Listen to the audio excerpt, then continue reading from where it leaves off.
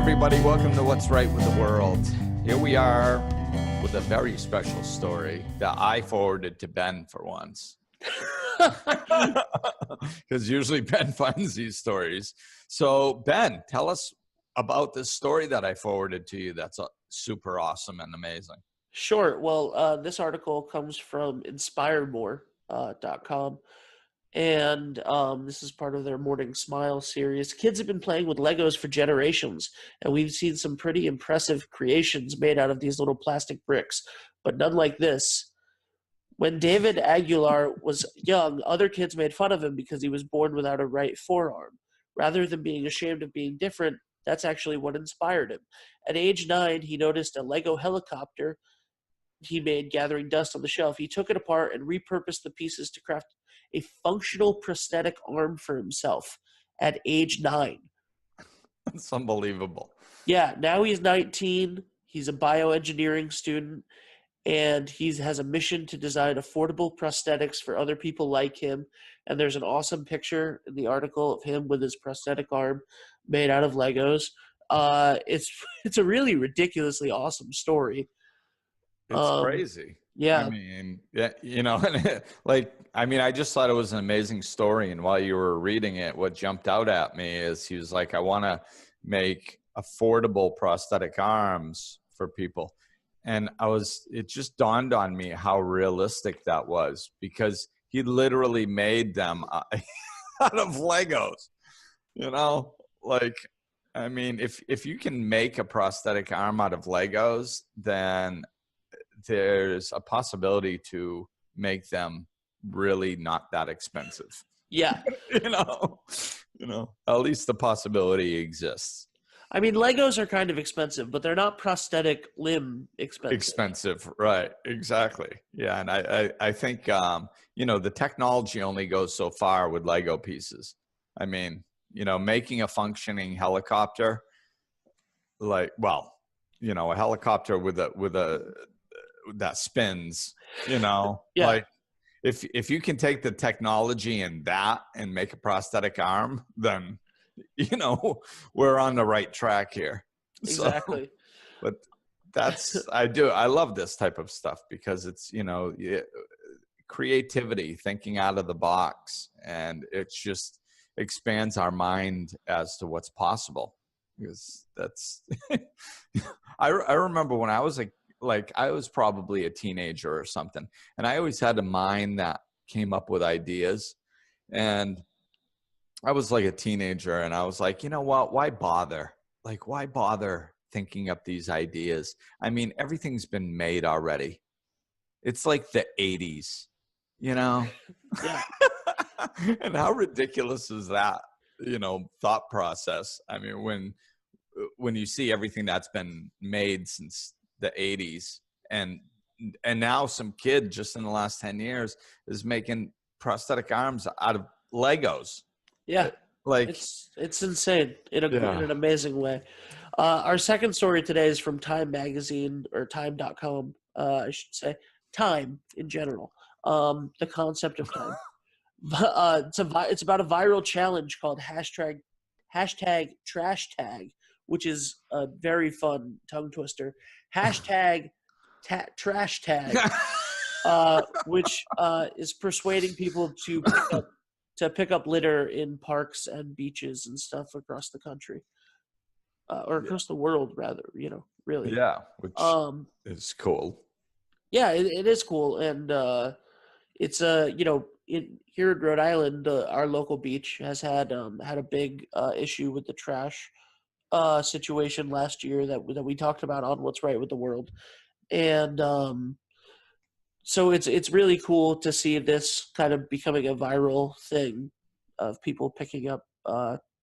Hopefully people will start picking up for themselves instead of just picking up for other people. But there's always some, and if we stop getting upset and pointing the finger at the few.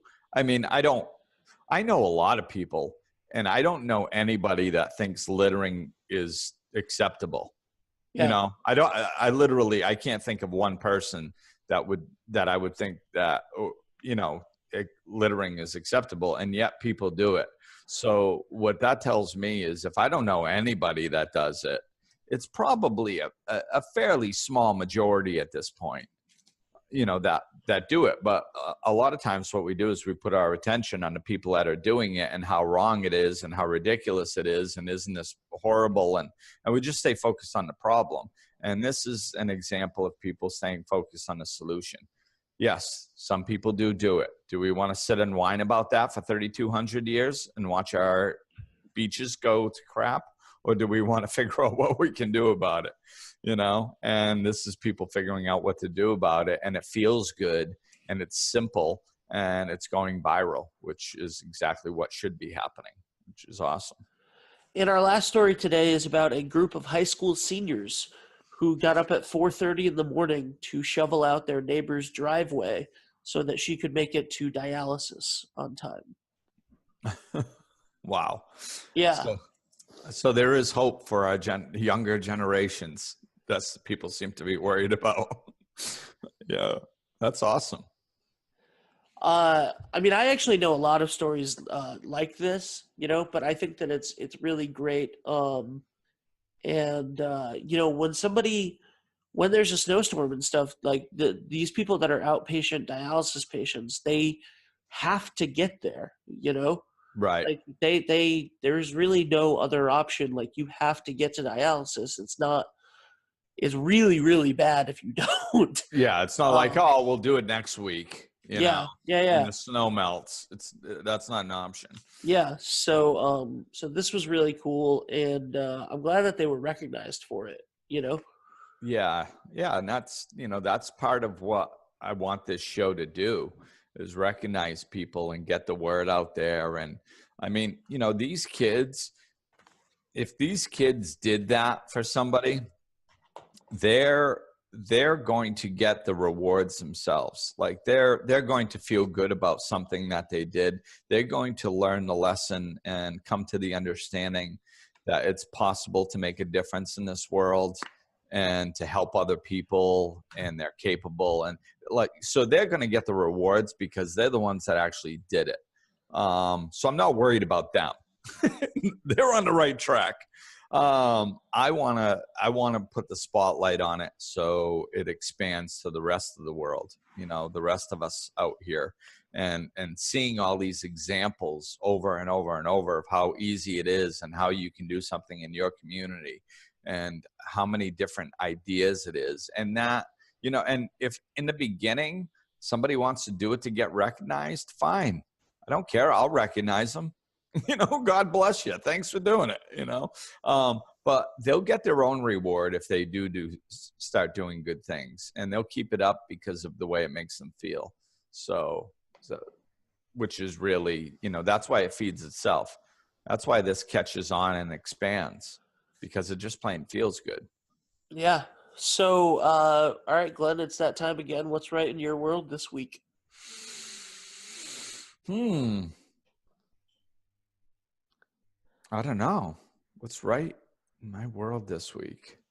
Well, okay. So the the thing that's really forefront, I think, is faith is okay.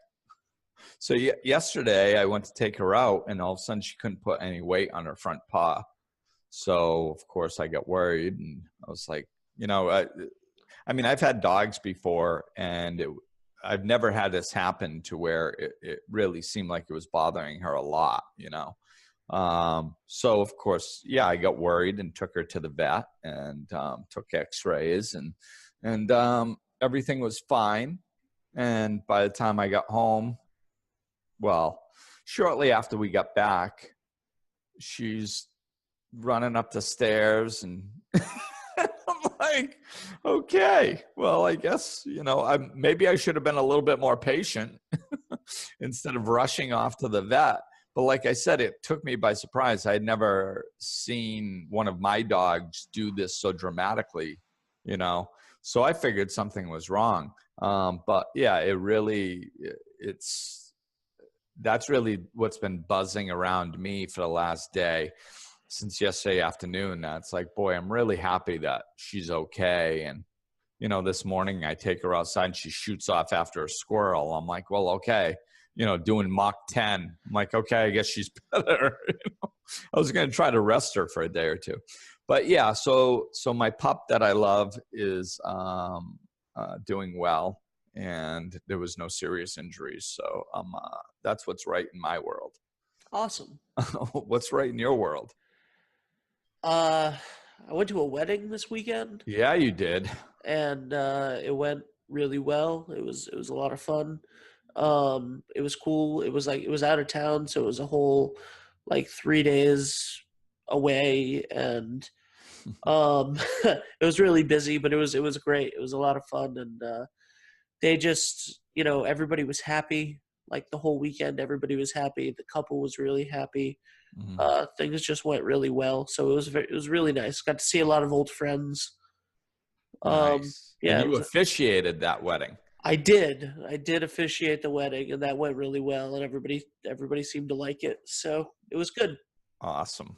Yeah, that was a big weekend for you. Yeah, definitely. So you teased something last week on What's Right with the World, and I was wondering if you wanted to talk any more about it at the end here, or if you want to save that for next week. Probably save it, because all right, I've been so busy lately. I'm not even sure which particular thing you're talking about. That's how busy I've been. So yeah. So I guess we'll wait. All right. Sounds good. So if you guys want to check out the video of this podcast and more exclusive stuff, check out patreon.com/Glenn Ambrose. And if you want life coaching or to find any of the podcast vlogs, Mindful Monday blogs, anything like that, check out glennambrose.com. Glenn, is there anything else you want to say before we go? Well, this is going out soon, so I did want to mention I was invited to do a summit. So I'm one of the speakers on the summit, and I may be speaking next week, which would be the middle of what month are we in? March. The middle of March sometime. So the website for that is illuminatedwarrior.com. And you might have to go to /summit. We'll put the link below because actually I have a specific link with my name at the end that we can put in. So Illuminated Warrior, it's a summit with, over 3 weeks of speakers. So it's, and it was fun. I did the interview last week, had a blast. So good people doing good things. And so you can check that out. But yeah, I think that's it for today. All right. So thanks for listening, everybody. We'll talk at you soon.